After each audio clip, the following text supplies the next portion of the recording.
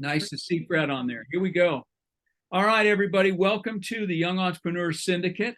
Pleasure to have you on tonight. Rod Kuntz here, Jim Riley on standby over there doing the tech stuff. Good to have everybody on here. It's nice to see your faces. Even if you're sitting in your cars, we appreciate that. It's always nice to be able to call you out when we feel the need. So I've got, Jim was asking me just before we got started. He said, so what are you teaching on tonight? What's the topic? And I'm doing two lessons in one. So I'm picking just the favorite of the two because we had last week, we changed it up a little bit. And that was work-life lessons. And that's under the category of being teachable. And I'm going to start with that. The other one was controlling yourself. And I told Jim I was kind of excited about that because after I prepared what I knew I wanted to do, I plugged it into Chat AI and said, hey, this is what I'm looking for. Pump me out a 30-minute lesson on it. And it gave me everything I asked for and more. Now, tonight's lesson starts with this. Because I asked Chat AI to do it, I did not double check the statistics because I asked for some statistics on Chat AI and it gave me some, but I didn't verify them. So here's the first lesson for everyone tonight is if you're going to use Chat AI, artificial intelligence, you better do due diligence and double check. There was a case last month where a law firm, couple of lawyers, used Chat AI to do their brief. Anyone hear about that? Raise your hand. Just stick it up in the air. You heard about that? They used Chat AI to do a legal brief. And when the judge looked at some of the cases, he said, this doesn't look familiar. I've never heard of that. So he started looking it up. And the artificial intelligence had made up cases to fit the profile. And both attorneys were fined $5,000 and have to do community service on not using Chat AI. So wow, it's a really neat tool, okay? And I encourage if we've been challenged to start diving into some of that and seeing what's out there. I know some of the high profilers out there on Instagram and Twitter and everything else, TikTok are really encouraging it. And I'm encouraging you to be wise, okay?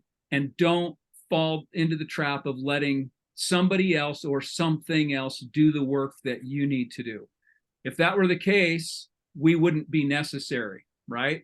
We are right. You're right, Brendan. We are not able to be replaced by artificial intelligence. We've got a leg up. Anyway, that being said, we're going to dive in. I always like to start with a quote, and tonight's quote is actually from a poem by Marge Percy. And I'm just going to do one stanza from this poem because it resonates, and I hope it resonates with all of you. The title of the poem is To Be of Use. And in this stanza, she says, I love people who harness themselves, an ox to a heavy cart, who pull like water buffalo with massive patience, who strain in the mud and the muck to move things forward, who do what has to be done again and again. And I know those of you who have been on here a while know that I like hard work. I think there's value in hard work. I think there's value in sweat equity. And I mean real sweat and blisters and calluses, whether it's a musical instrument, whether it's digging a ditch or Mr. Riley building a fence, right? You know how many rocks are underneath one fence post? You can count them on Bill's property or on Jim's property. It's crazy. There's always one under there. So anyway, hard work, there's no substitute for it. AI is not a substitute for it. These groups are not a substitute for it. Brendan, before we got on, I sent him some ideas over. He had asked for some input on his business plan that he's been working on. And I just sent him off a quick email with some ideas. And now he's got the hard work to do. So there's no substitute for that. And my lesson for you tonight is to embrace it, to dive in and embrace the hard work. And here's the cool thing. All of you, including Sean, I am really glad that you're on tonight, right? Because you're one of our youngest members. And what I'm going to teach on tonight, I want you to embrace in a different way. You do have a job and you've probably had other work experiences as well. But everything we've done in our past has led us to the point where we are. I know that sounds like a vice presidential speech, right? And the place where you are is where you're at. So here we go. There is so much value in everything you've done. And tonight, I'm going to end by giving you a homework assignment.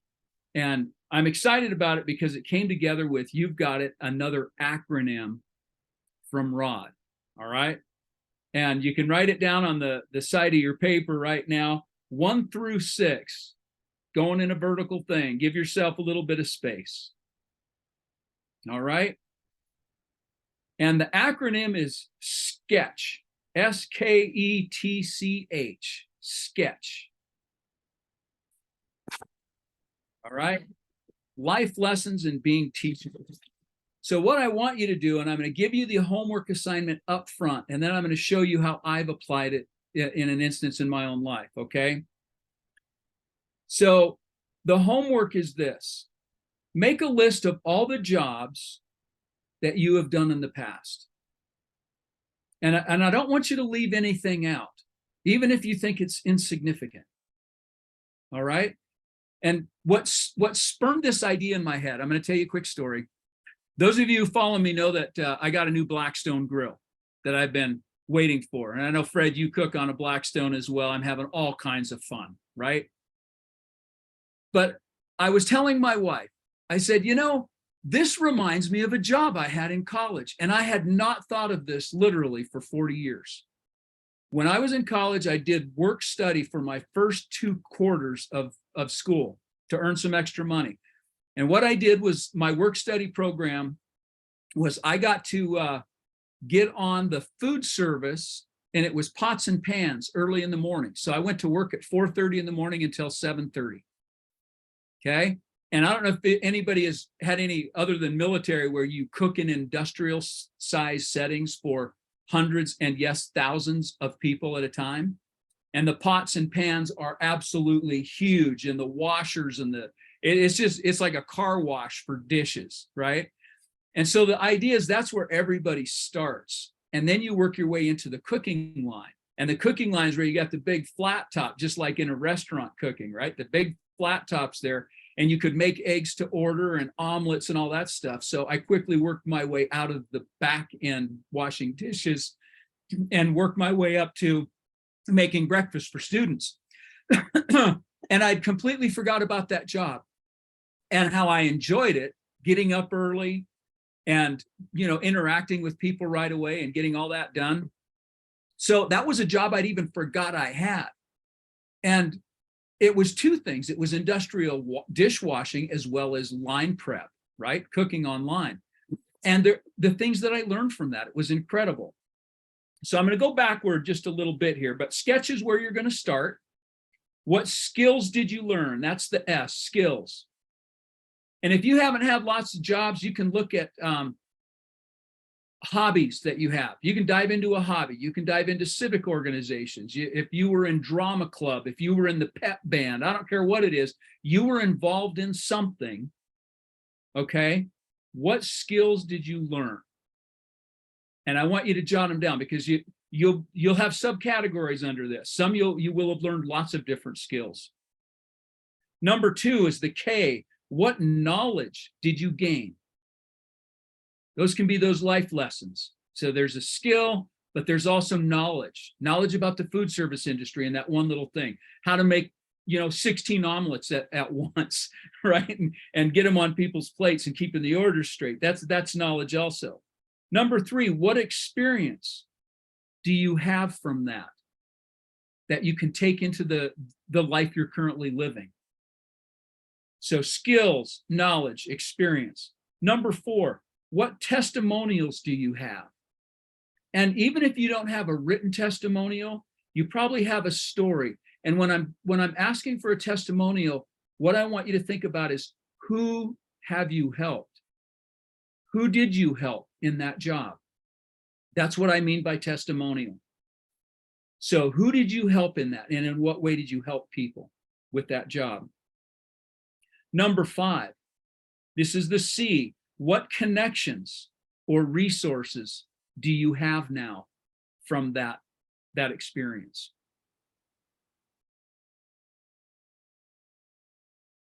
And that might even be, awards or certificates, certifications that you may have had. So think when you start going into those subcategories with connections and resources, what did you get? Did you get a degree? Did you get, a certificate of completion? A commercial driver's license, whatever it happens to be. And number 6, the H, who helped me in that process?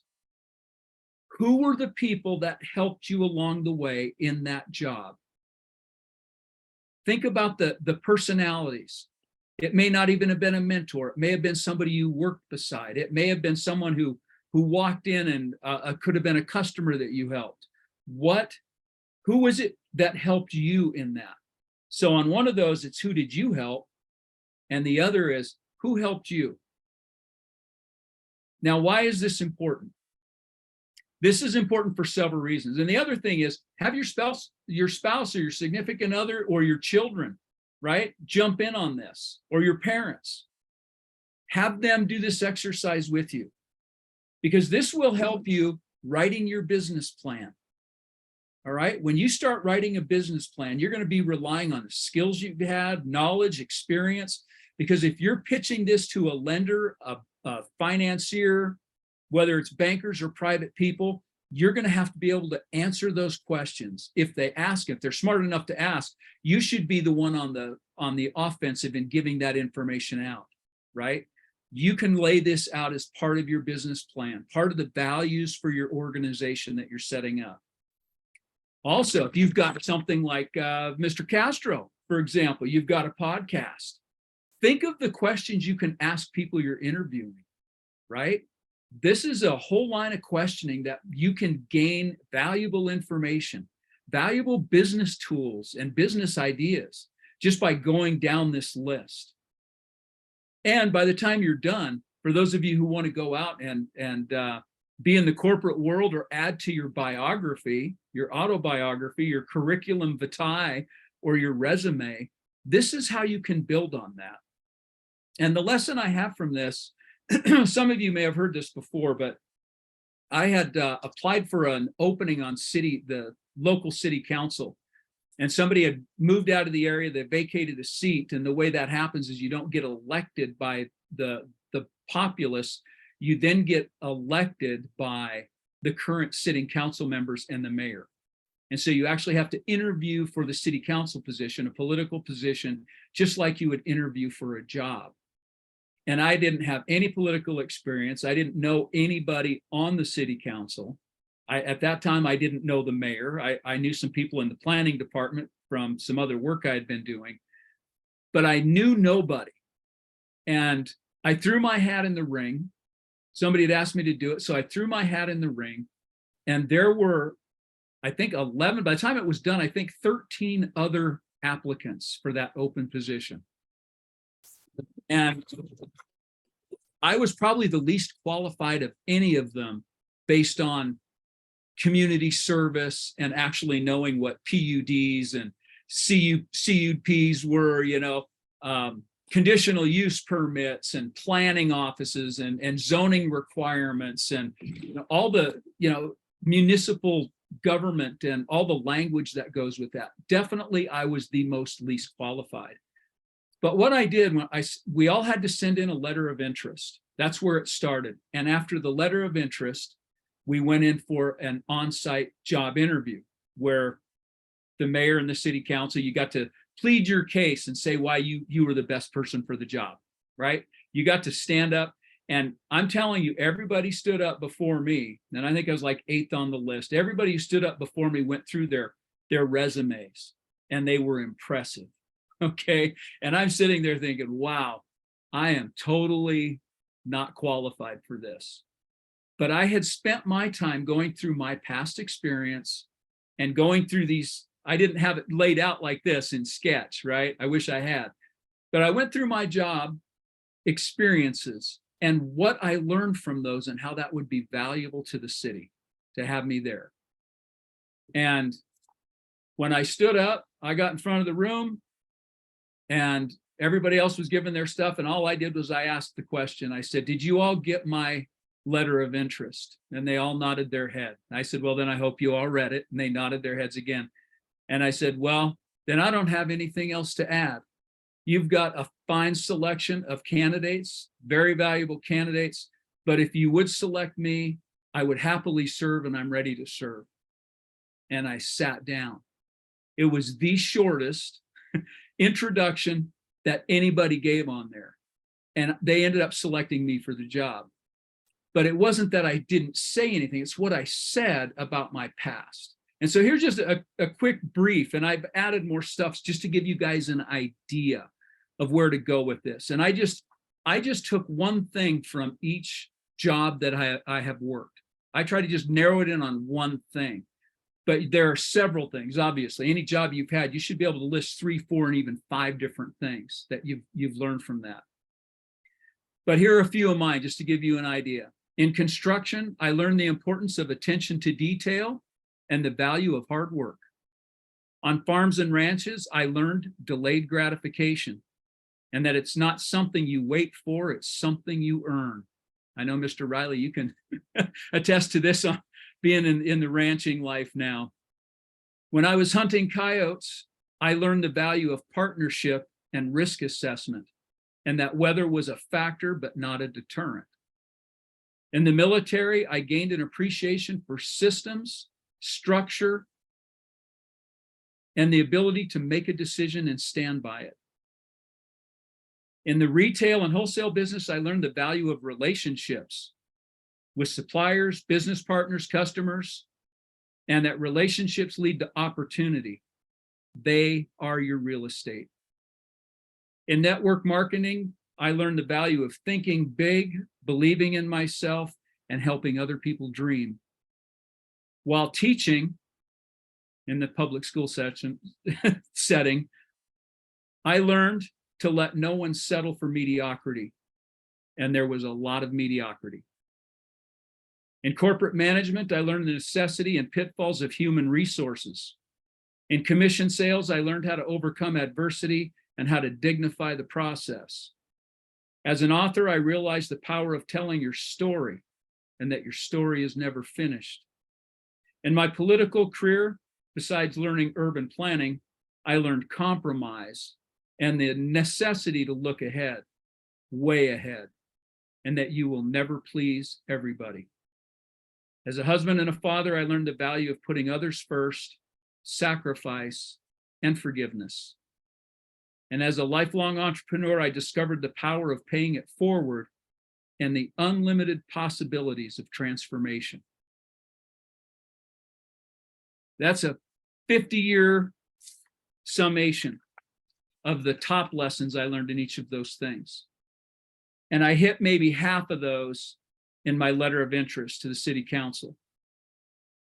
And it resonates because it's not, in fact, this is how John Maxwell says this: achieving a dream is about more than what you accomplish. It's about who you become in the process. And that's a great one. I'm going to say it again. Achieving a dream is about more than what you accomplish. It's about who you become in the process. So as you get into this, and the trigger that I had for this, there's a fun story. Jim and I were at a coffee shop this week having a little blue sky meeting, and we saw one of our students from our business class. And he was with another student in the coffee shop, high school students, and they were both reading Robert Kiyosaki's Rich Dad, Poor Dad. How's that? That made you feel good, didn't it, Jim? Made me feel good. We planted a seed. These guys are thinking about it. And I was thinking about Robert Kiyosaki. He's got if you haven't read it, he's got basically the 4 quadrants. You go from being an employee to being self-employed to being a business owner and then an investor. And the idea is to kind of work your way up through that. But some people spend their whole lives as employees. And there's nothing wrong with that if that's where you want to be. We are entrepreneurs here, so I'm assuming we all want to be on that self-employed and business owner path. And so you can be there and you can stay there and be happy. The idea there is to work on sustained income streams and having other income. And if you want to get into the investment field, some people may say that's even riskier than all the rest of the things that we do as entrepreneurs. But that was the trigger. It's like my whole life has been evolving and transforming myself and my thought processes based on what I picked up, the knowledge, the skills, the experience, and the relationships to take me from one step to the next, from one career path to the next, and to rise up in every career that I've had, every career path. I've been able to elevate and go up and up and up, building on the stepping blocks of this. Here it is, the secret sauce: hard work. Don't slack. So that's it. I'm gonna leave that one. Love to have your input. We'll start with you, Jim, and see what you've got to say. And I'm gonna read through the chats and catch up. So when I first met Rod, well, I wouldn't say the first time I met him, but the first time I heard him speak, it was at what they call a pachyderm meeting. And a lot of politicians were giving their speeches, and they asked Rod, I think it was to give a speech on what Montana values are, or maybe you were talking on Montana values because you were running for city council. And Rod gave a similar summary that he gave tonight, although it was a 30+ minutes presentation at the time. And I went up to him afterwards. I said, that was unbelievable how you've captured the essence of what values are, not only to you, but to the people in this state. And he said, well, Jim, read my book. It's all in there. And he gave me a copy, and I went home and read it. And I fell in love with Rod and his stories after reading that book. And if you haven't read Rod's book, I'd encourage you to grab it. It's called Warpath Alliance. If you go on our library on our platform, you can get it there through Amazon.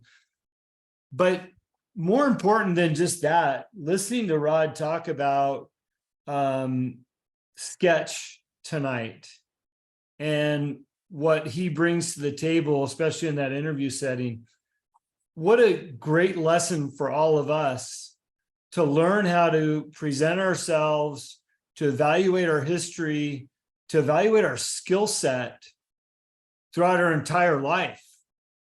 Sean, you probably have a short one, but I know I've got a pretty long one, 40 years plus in the marketplace of working. And, you know, good for you, Sean, for being young, because you can start now and just build off of that as you go, and anybody else in between. But, you know, this is so important, not only to know what your skills are and what you've learned along the way, also to know your worth. And that worth could be of value to your employer, your future employer, a business partner that you might take on. Heck, you might even flip this exercise on a potential business partner to say, yeah, I want to get in business with you, but do this exercise for me. Let me know what skills you bring to the table based on your history and where you've been. You can take this to a potential investor in your business and say, this is why you invest in me. Because I've talked about before, you want to raise money for a business? It's important to do a business plan so they understand what it's all about. But it's even more important for your investor to know you. And just like City Council hired Rod based on his sketch background, your investor will invest in you because of your sketch background. And if you can sit in front of them and talk about what your skill set is and what you learned along the way, they'd be crazy not to invest in you. And I think that everybody brings equal parts to the table, but your recollection of those parts that you're bringing to the table and aligning your own values and your own goals with what you're doing is where a lot of people miss the mark. They might be trying to raise money for a business that they think they're passionate about, but maybe their values don't align with that. And maybe they're not really passionate about that. It's interesting. At church this weekend, the pastor was talking about his Jeeping experience in the Rubicon. If you don't know the Rubicon, it's one of the toughest trails in the United States to take an off-road vehicle. And he said every time something broke, all the guys huddled around and talked about how they were going to fix it. But nobody asked him anything because they knew he wasn't a mechanic. They knew he wouldn't bring anything to the table in that discussion. And I think what's cool about this exercise, Rod, is that this allows us to look back at ourselves historically and know exactly what we bring to the equation and how to present it to people in a number of scenarios. Like I said, a job interview, a partnership, an investment opportunity. Even when you're writing your own business plan, you could talk about reasons why your business would be a success. So not only am I impressed by your background and your ability to recall and bring things together, but I'm impressed by the lesson tonight. It's probably one of the better lessons I've heard in the last year, because I can see the value of doing this. And I hope everybody's listening and at least took those notes. And thanks to Sam for mapping it out on the memo to everybody, the chat, because I don't want to miss this. And thank God we record these things, because as I'm looking at it, there's a lot of things. I'm going to have a lot of subcategories on this deal. And then finally, I know Brendan said he had a bounce, but he's talking about being a coach and a consultant for people with disabilities. Well, imagine if he went through this exercise and he started promoting all the things that he's done and where he can help other people with disabilities. His audience just grew by 10 or more, 10x, right? Because of his ability to recall. So, Rod, awesome job with the exercise in the class tonight. And you got a hand up from Sam. So I'll let her. Thank you very much. Appreciate your compliments and your insight, Jim. Sam, go ahead, unmute yourself and chime in. Hey, that was awesome and totally hit home today. I had a work meeting today, and over the last 8 months or so of growing my business, knowing my worth has been what has excelled my my brand and all that, which has been awesome. But now there's this other element that I'm running into of I know my worth, and that's what's gotten me new clients, or at least I recognize my worth. Maybe the problem is I don't know my worth enough, because now I'm allowing my worth to be taken advantage of in the workplace. So with that being said, like, in a sense, without putting too much out there, I've been now getting all these extra things put on my plate and saying yes, because I'm a fixer in a sense, but that's not my role. And they're not paying me for that, or they're not, compensating me for that, and which is taking away from other clients. Right. So now I'm having the opposite effect of maybe I'm not recognizing my worth and allowing other people to take advantage of it in the place I'm in right now. So anyways, if you have any advice on that, it's kind of a funky place to be. Well, the first thing I'd say is what a great place to be. Be thankful, right? If other people are asking you to do things that they know you're capable of, right? That's a compliment. And the worst thing we want to do is be taken advantage of. It's just like the lawyer who's at a dinner party and somebody wants to, bend his ear, and he charges $400 an hour, and people are asking for advice for free. It's poor form.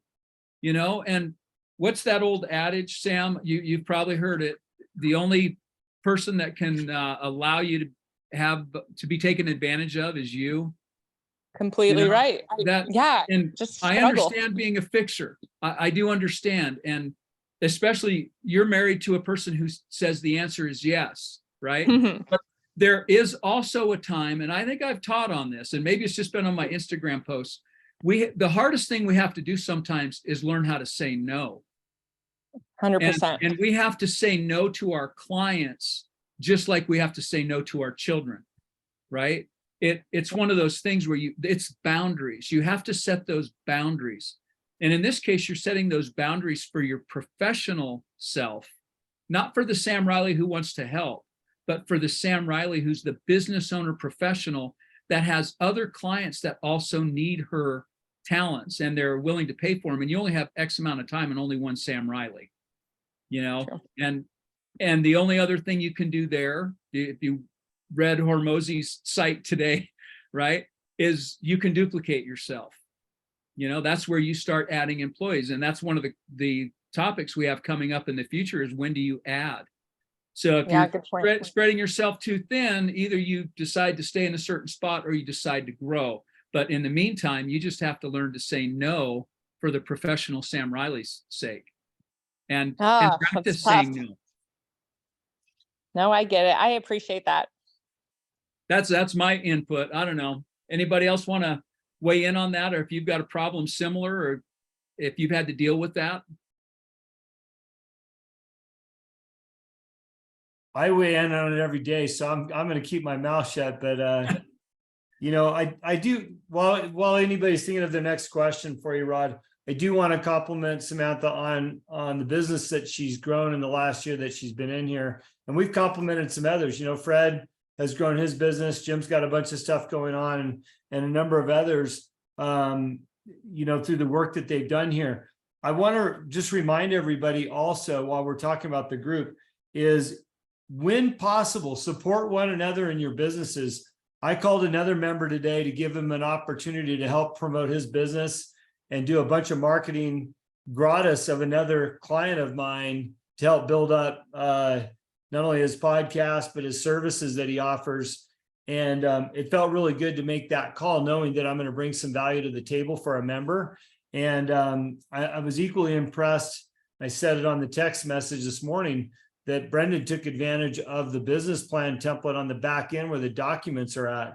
You know, these things are useful tools. And as a reminder, if you're working on a project and you're looking for a way to enhance that project or make it better, and you just can't find the solution or the document, hit us up. I might have it sitting on my computer. It might be on the back end already. Rod might know it already, or Rachel can pull it together for you. So don't hesitate to ask for valuable tools to get you a little bit further down the road. We don't want you struggling. We want to give you all the tools, whether that's verbal or written, or point you in the right direction, because I want to see the people in this group succeed. And I've also said this before too. This is the action group.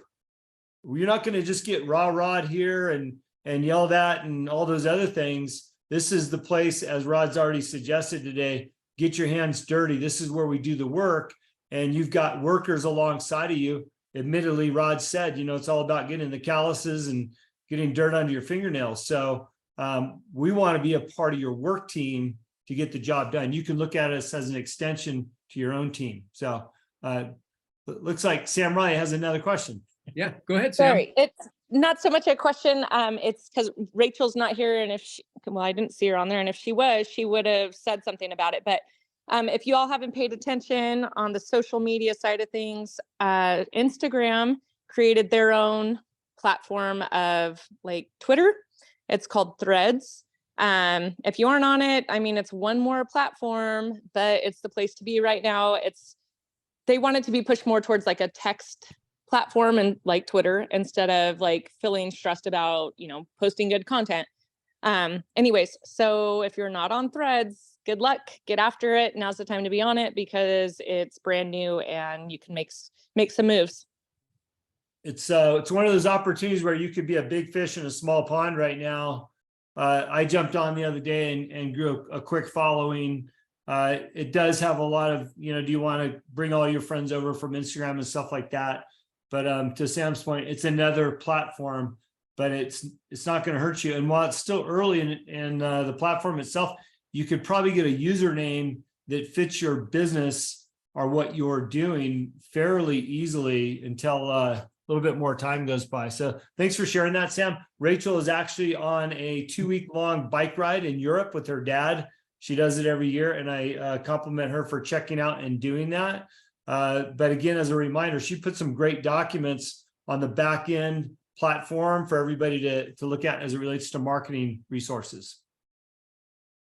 I want to jump in here real quick too, and just say, if you need, you know, anything, it can be something simple. And I'm going to use Jim as an example today. Jim reached out and he said, I need to get myself a little bit more motivated in the mornings. I need to get up earlier and get kick-started. And so after he mentioned that was on Thursday. I think on Friday, I sent him a text at 4:30 in the morning. I might have waited till 5. And I said, hey, get up, brush your teeth, you know, go wash your face and then splash some cold water on it. Get a cup of coffee, you know, and then I texted him back. I said, and go outside, sit outside and drink in the morning air or something like that. And I got an emoji back that was like, huh? I don't know what that was. But to be fair, Jim let me know yesterday. He said, hey, what time do you get up? Right? What time are you moving? And I told him, he said, will you give me a call tomorrow? he said, I just need that extra kick, that motivation. I said, sure. So lo and behold, before I actually set an alarm so I'd make sure I remembered to call you, Jim. It was at 4:55 because I was going to let you sleep in till 4:55. And my alarm went off, but by then I already had text from Jim, and he said, don't bother calling, I'm up. And he texted me a photo of the book he was going to start reading. So if you just need a wake up call, if that's what you need in the morning to say, get your ass out of bed, Jocelyn, if you need someone to say, I need you to write 500 to 1,000 words today before noon, man, I'll call you. I'll text you. I'll email you and say, did you get it done?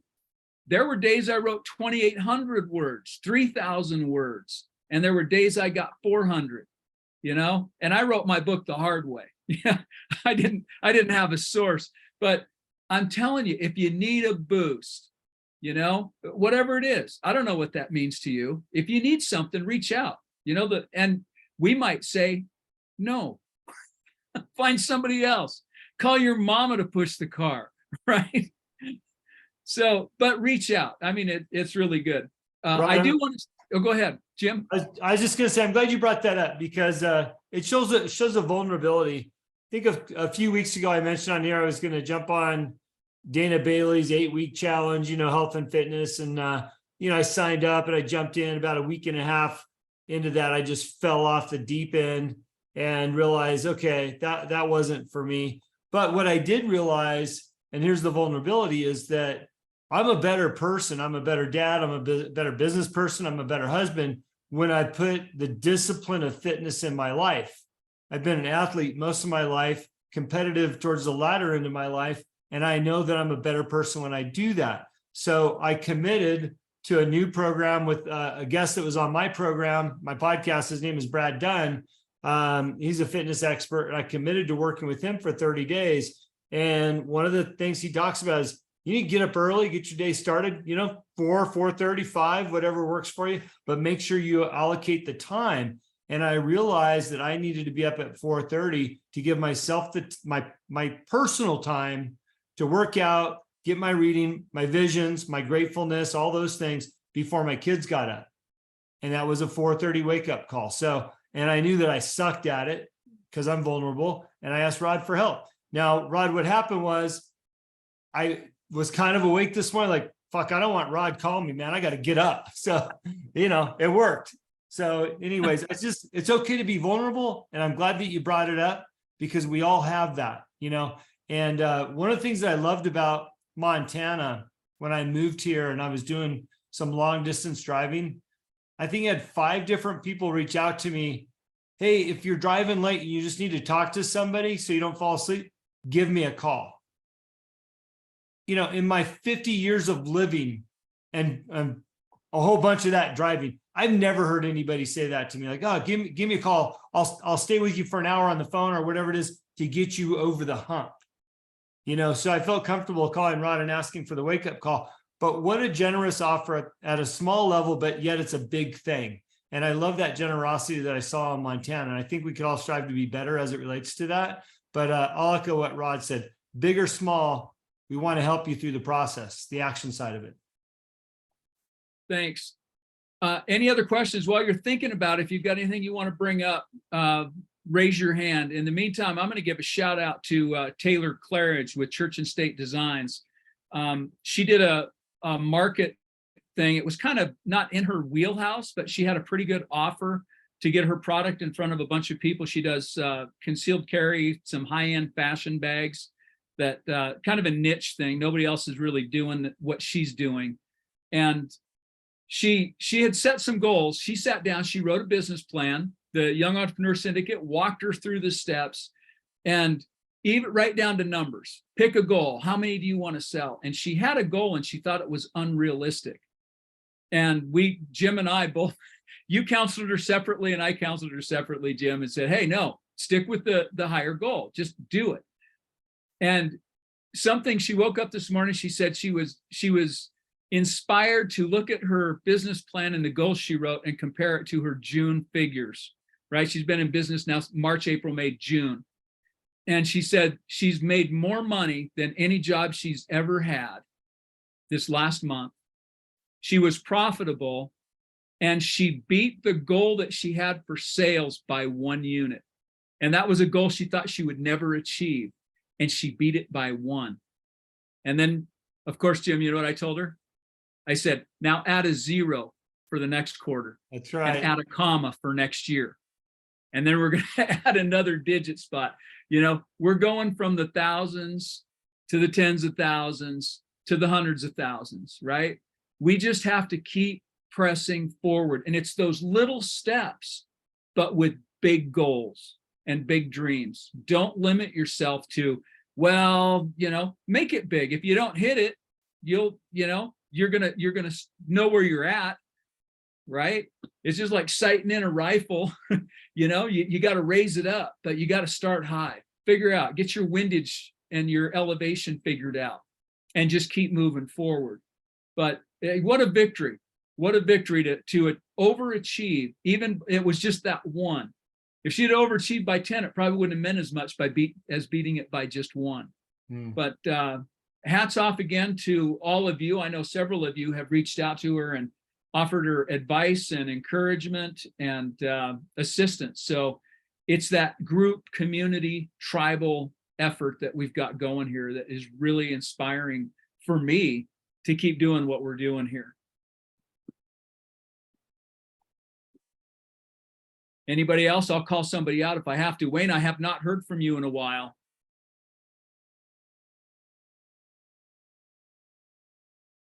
He's on, but he's not on. He's on, but not on. I get it.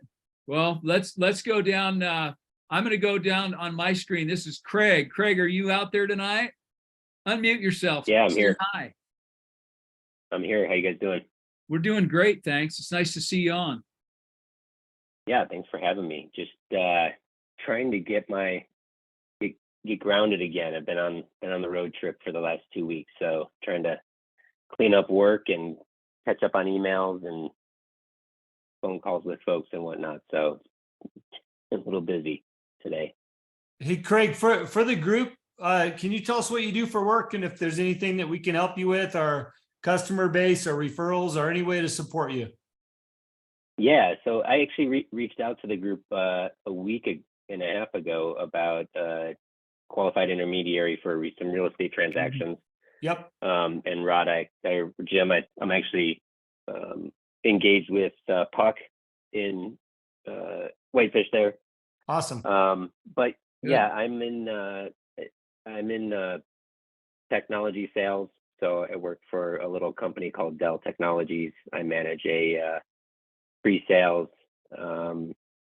team in California, and right now myself and a couple of others are looking at starting a mastermind group that is focused on helping individuals who are newer in pre-sales. And when I say pre-sales, the role essentially is we design technology solutions that our sales teams go to market with. So every customer is typically a snowflake in what they're looking to architect and solution for. And my team at a one-to-one sales level helps them design those solutions for our customers. So there's been a huge focus in the industry around bringing new people into the industry early in career, folks that don't have any relevant experience from the customer side. These are kids just out of college, never, maybe they've been on the customer side a little bit for maybe a year or two, but are getting new and coming into pre-sales and taking that journey. And so I feel like me and a couple of others feel like there's a huge void to go help educate these individuals and just realize I'm not even on video, but go and educate and help these individuals elevate themselves and create some connections, grow their career and scale their career over time. So we're about 4 or 5 weeks out from launching this mastermind group on LinkedIn, and our connections and circle within the industry. And yeah, that's kind of where we're at. Did you say that you're with Dell, as in Michael Dell Computers? Correct. Yes. Yeah, so small world. I had a relationship with Howard Burke, who was his CFO and ran all his finances for about 10 years. And this was back in the Yeah. starting days. So really good people. They looked at investing a bunch of money and stuff that we're doing. So look forward to learning more about your mastermind. And if there's any way that we can support you, don't hesitate to reach out. If you're not getting responses, on the platform, hit the text message up. I'm so glad that you did that. So thanks for sharing what you're doing. Rod, I wanted to call somebody else out as well. Do it. Yeah. Thanks again, Craig. Yeah, appreciate it. Thanks, guys. Yeah. Hey, Chris, I know you're on the line and I know that you're a watch guy, which is awesome. Do you also operate in gold and silver? I know a lot of people looking at economy and where things are going, in places to put money or save money or, we're all saving guns and ammo. So I do that too. I do all three of those things, actually. I mean, watches is my passion, but at the end of the day, I do all of it. I can acquire precious metals if you want a gram of gold or you want, kilo bars, it all depends on your budget, what you're looking to do with it. I've been doing it since I was 18 years old, not as a full-time job. I mean, my full-time job is an inspector for the Los Angeles Department of Water and Power, but I'm planning on leaving that and trying to go to Montana, hopefully by the beginning of the next year, to be honest with you. But the end of the day, yeah, it's everything. And I just did, I don't know if you saw on my Instagram, the engagement ring I did for a friend for their 25th wedding anniversary. That was a $39,000 ring. So I tried to talk him out of it, tried to get a lesser diamond and all that. But in the end, he wanted an heirloom piece that he could pass down to his kids. So I just worked to get him the best deal and, working through so he didn't, overpay on a retail price point, going to Blue Nile or something silly like that. right. So looking at Montana full-time, is that what you're saying, or just visiting? No, full-time. Right on. I've had a lot of things go on in the last year with passing of my mom last year and selling her house and other things, just regular work. So I'm trying to build up some more time off. And I think in September, I'm going to the Lions Not Cheap get together. And then I think from there, I'm just going to drag my trailer all the way up to Montana, Idaho, and Wyoming. Any of those states is where I'm looking. I just want to be backed up to the mountains. Yeah. I need a FedEx hub, and I've already got Starlink because of where I live in California. So, but anybody who needs anything in the investment side, I'm not an investor. I'm not in that sense, and I tell all the time, gold, silver, watches, all of that stuff is never going to make you massive amounts of profit or money. Unless you were buying silver when I was a kid and it was $4 an ounce and he held on to it forever. But it's a safe place to put your money. And I think with the advent of the printing of money that we're doing on levels that we never have before, and the potential for going to a digital currency, however they decide to implement that, tangible assets that have value, whether it be precious metals, property, watches, vehicles, they're all going to be twice as much money because the value of whatever they're giving you is going to be less. I mean, I think they'll implement it to the populace by just saying you got 100 grand in the bank, we'll give you 200 grand in Fed now or whatever they call it, right? Just to get the whole world on board to the game plan because people go, oh my God, I doubled my money or whatever it is. There'll be some gimmick to push it and it will happen. People like me, people like you guys that have guns, precious metals, you have cattle. We can always trade and barter on some things, but some things we can't. So you just have to figure out a happy medium. Right on. Well, I thought you might be the one to go to for gold and silver. So, hey, everybody, if the shit hits the fan, you know who to call. He's in the group. And let's support one another wherever we can. I've known Chris through Lion's Den for a while now. And, he's got a reputable business. So thanks for sharing, Chris. Appreciate it. All right, Rod. Thanks. All right. Well, I don't want to beat a dead horse here. We'll cut this off unless someone else raises a hand in just a second. I really do want you guys to do the homework though. Do the sketch and make your subcategories. And even if this is for, the book you're going to write for your great grandchildren, write it. Okay. Get it on paper and get it in front of you. It will become an asset for your back end. All right. So do the homework. share it with your spouse, significant other, kids, whatever it takes. It will be valuable. Before we go, Jim's got his hand up. So go ahead and unmute, Jim. Hey, everyone.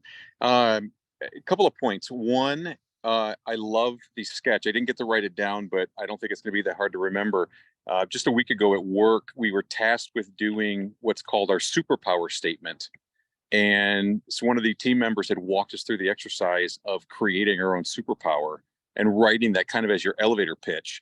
And I got it close, but I struggled with it a little bit, fine tuning. And I think this sketch exercise is really going to help put that over the edge and get that completed. The other thing is I've made a bit of progress. I am in final kind of knowledge transfer now, getting connected with a wholesaler here in Chicago. And I feel like I'm starting to kind of get to the top of the hill and making traction with sales. The hardest part is getting to the decision makers. So keeping track of when they're there, writing it down, asking the questions. I've gotten a hold of 2 in the last couple of days, and I feel like I'm getting closer to kind of that tipping point that we talked about last time. So it's a numbers game, but it's fun now. Yes. So starting to figure it out, and I feel like I'm close. So hopefully good update soon. Well, the advice for you, once you get over that hump, is ride the momentum. Ride that momentum on the downhill stretches, and it'll get you over that next hump. So you are close, and just you're putting in the work, and it's going to pay off. I'm glad you're tracking your stuff, though. If you do it systematically like that, you can't go wrong. So good job, and congratulations. Thank you. You bet. All right. Well, we're going to finish up about 6 minutes early tonight. I look forward to seeing you all next week, next Monday night. Don't hesitate to reach out to Jim, myself, Rachel next week, maybe when she gets back she was in Scotland, I think, today. Yep. So when she gets back. And again, this lives on and on. Jump on the Jadari platform, get on the Young Entrepreneur Syndicate there if you've got questions. I'll put the sketch information on there if anyone wants to look that up afterwards. All right. Hey, Rod, by the way, everybody, I speak next week on values, give and save. Who knows what I'm going to come up with, being up every morning at 4:30. So anything goes next week. And if you're not following Jocelyn on social media, get after it. She's writing a book. It's been fun to watch her story literally come alive. So Jocelyn, keep going. You'll be thankful you did the work. And yeah, I guess that's it. So Rod and I have a great podcast coming out this week. We open it up with saying you will make money by listening to this podcast. So when you see that pop up in the next couple of days, better listen to it if you want to make some more money. So anyways, thank you, everybody. Everyone. Thank you, everyone.